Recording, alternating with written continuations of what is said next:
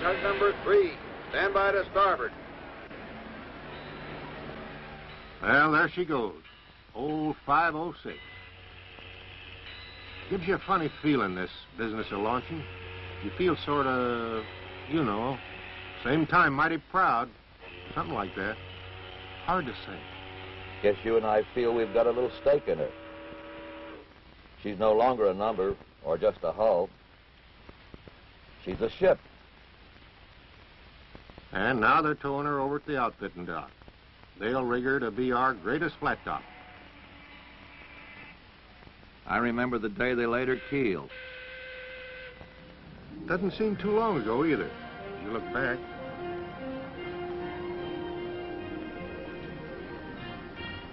They fixed her name in bronze to the keel plate for keeps. She grew up almost without our knowing it. There was the inner bottom and the big after gasoline tank. They started amidships and kept building up like a big pyramid,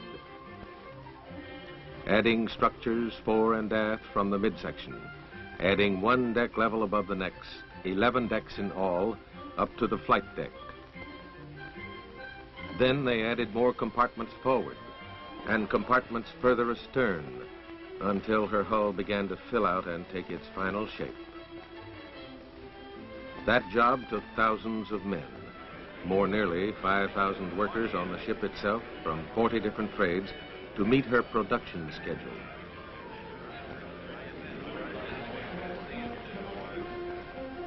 They based the locations of major construction points on the precision of a center line, accurate and close enough to split the hairline of a lens. Over 6,000 plans were needed to build this ship. Plans that told the shipwrights, welders, anglesmiths, the pipe fitters, coppersmiths, machinists, and electricians exactly what to do and where. For the ship's great hull, the blueprint's message was first translated to wood. In the mold loft, fitters laid out full-scale patterns and templates on wooden frames, marked the centering points and zone numbers for later locations. These became the controlling shapes for steel, the plates, the bulkheads, and the skin, which rounded out the final shape of the hull. From drawings to wood to steel, and then in the ship sheds of the yards, a giant torch cut the pattern shape. While over in the rolling shed, monster bending rolls shaped up the plates that had to fit the slowly growing curves.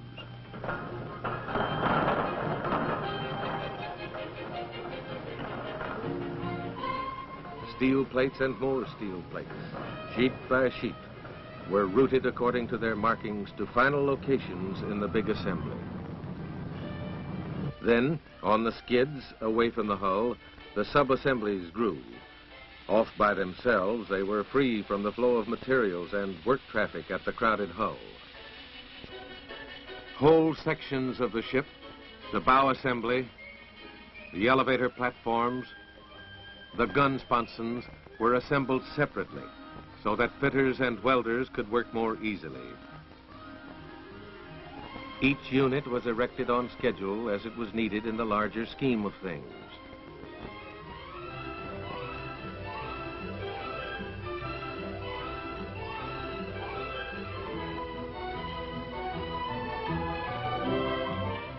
From the skids, giant cranes delivered the sub-assemblies to the building ways.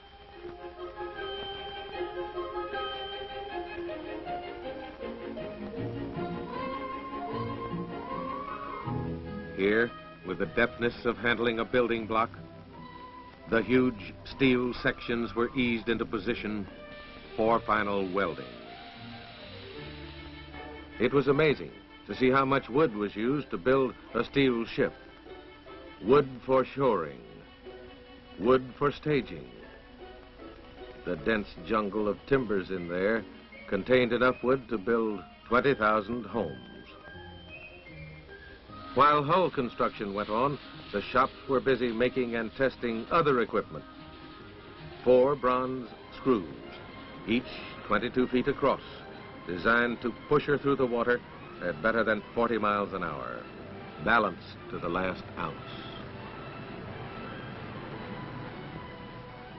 Through access openings left clear in the hull, her powerful steam turbines and reduction gears were lowered.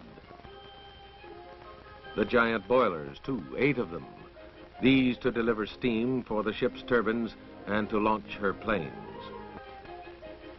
They are a part of the ship's vitals, providing a sensitive and balanced mechanism which makes her, in performance, a living organism.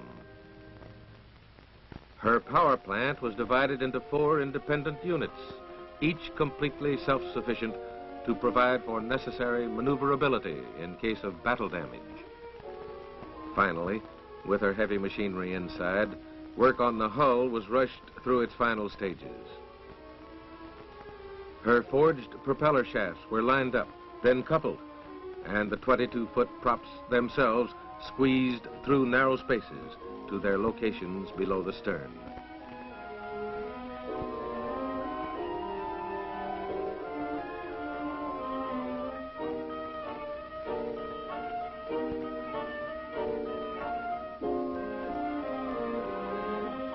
The massive screws now in place, the hull was completely sealed and painted.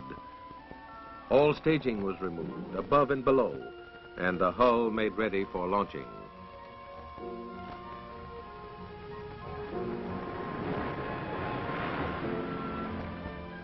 At the christening, Admiral Harp delivered the invocation. We praise thee, O God, for this memorable and climactic moment of human achievement. We rejoice that thou hast made it possible for the ingenuity, skill, and labor of free men to bring this ship into being. May there come now to those who have wrought as good workmen in its planning and construction the inner satisfaction of having done their task worthily and well. As we christen the Forrestal, we commend her to thy guidance and care. Grant that her services may be used in the preservation of peace, and for war only when the defense of freedom and honor shall so dictate. That blimp up there seems to be doing a good job of looking her over.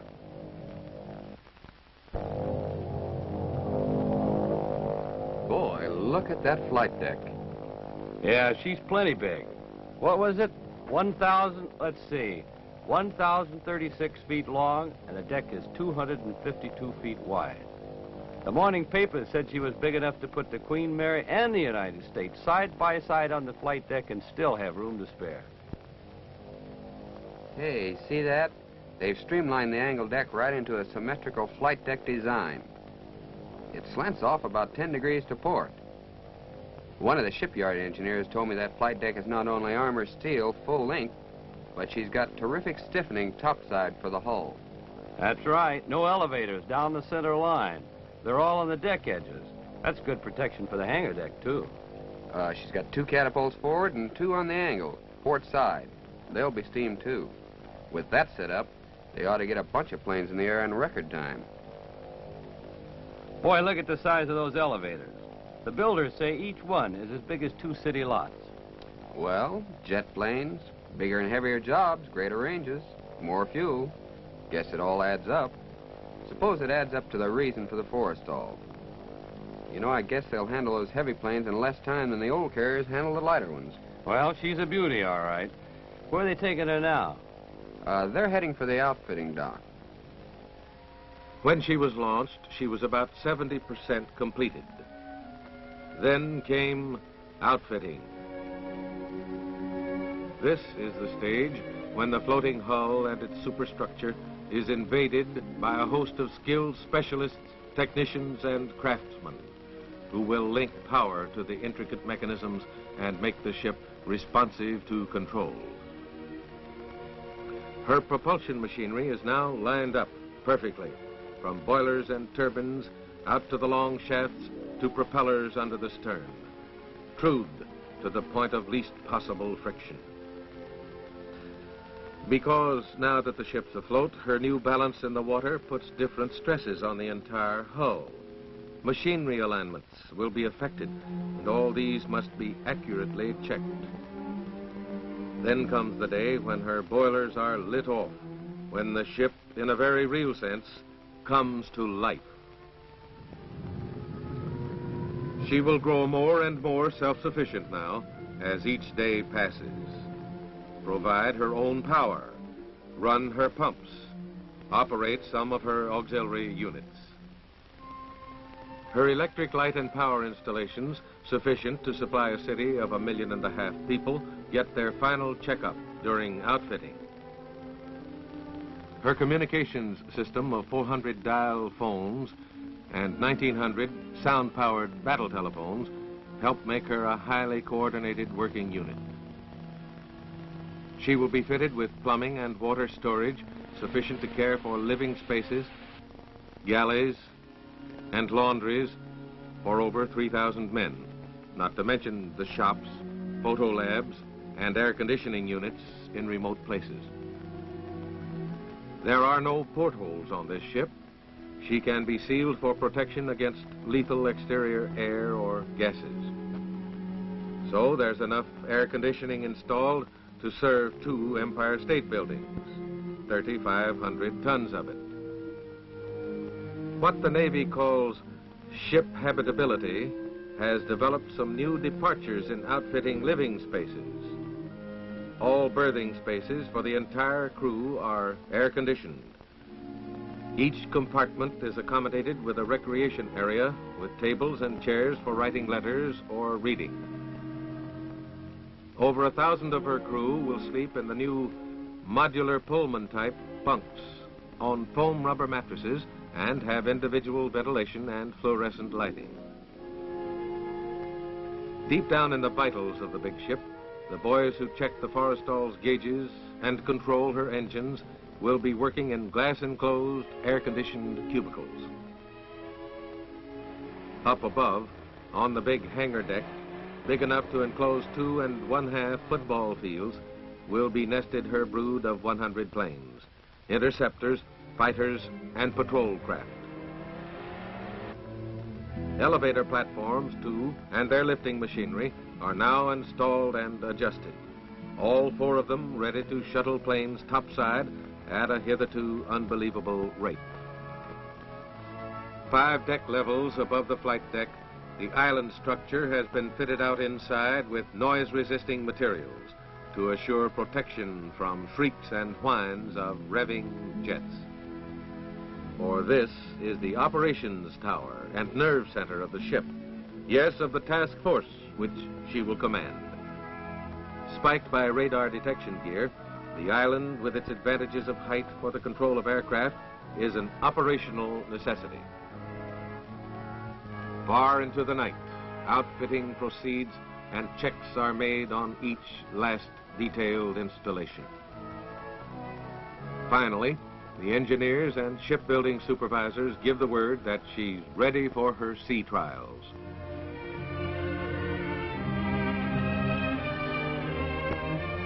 Smoothly and majestically, she heads out to deep water.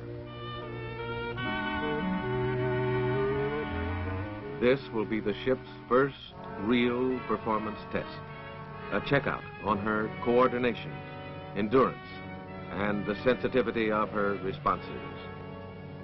On the bridge, the builder's skipper, her first Navy skipper, and the members of the trial board, all thinking, how will she measure up? How will she behave? It is now, in this series of trials, that all the planning, all the experts' calculations, all the man-hours of skilled craftsmanship, and the hopes of those who watched her grow will really be tested. During the 3-day trial run, she will be submitted to all sorts of tests: steering, astern endurance, boiler overload, anchor windlass, catapult, and many more. Gradually, her engines are eased into a buildup of power. First at 1/3 speed.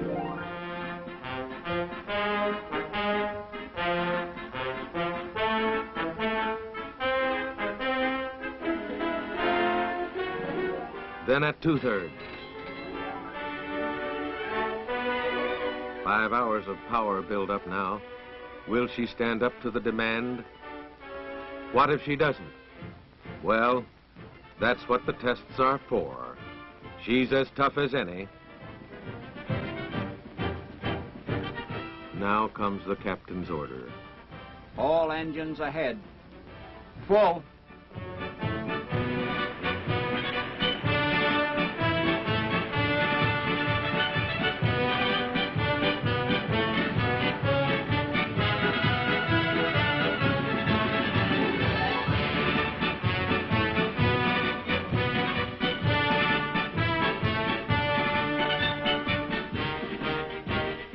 There she is, 59,000 tons of steel, plowing through at better than 40 miles per hour.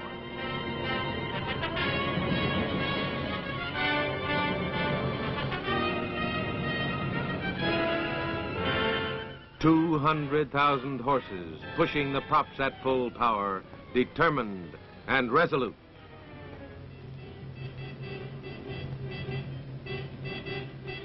Deep inside, 30 feet below her waterline, the fellows in the machinery spaces can't see the ship's surge against the oncoming sea. But they know better than anyone how fast she's going. Their gauges show how smoothly she stepped ahead when they gave her full throttle. And topside, a feeling of confidence and assurance has replaced concern.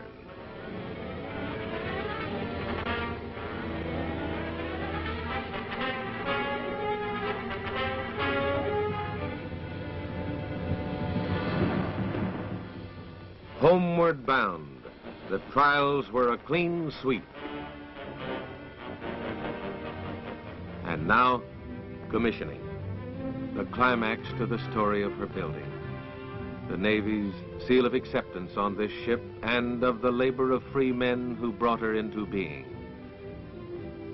Worthy of the name of one of the nation's most dedicated naval leaders. This is their ship now. The mightiest warship of the oceans.